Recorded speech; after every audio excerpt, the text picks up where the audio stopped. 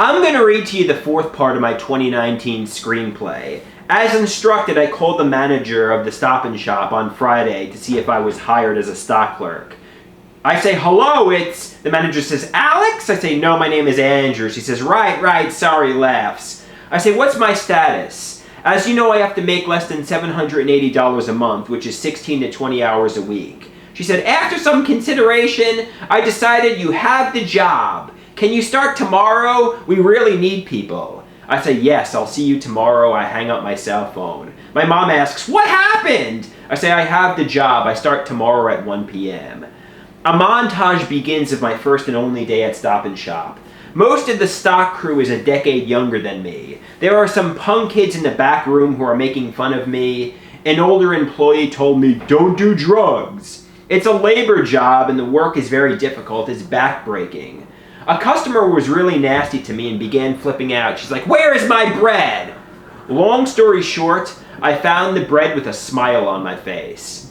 I saw customers, including a woman I used to go to college with.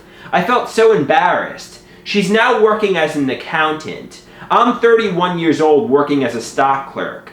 I used to feel important, like I was on the same level as these people when I was in college. Now I'm at a dead-end supermarket going nowhere.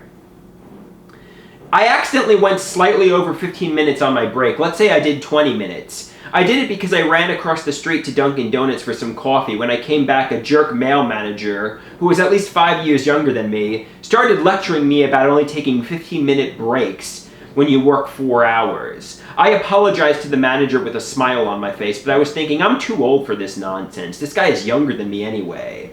So I left Stop and Shop in the middle of my shift on my first day without telling anyone. The montage ends. I arrive home early. My mom asks, so how did it go? I say, I left. I couldn't work there. It hurt my pride working there. She said, what? You're a fucking idiot, Andrew. You ruin every day. She throws bread at me.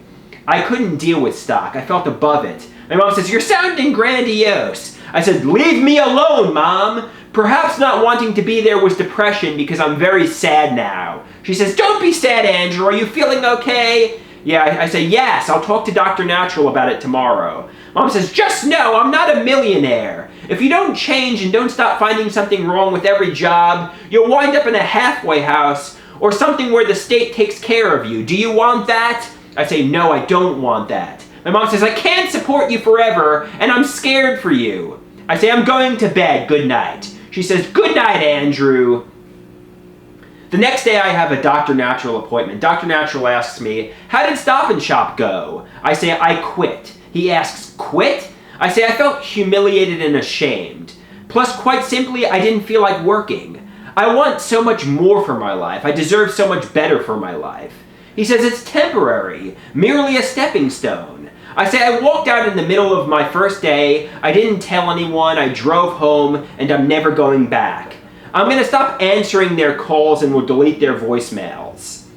Dr. Natural says, it sounds like you are running away from life in the real world. I think you should answer the calls and explain yourself. I said, I should, but I won't. I'm too embarrassed and scared now.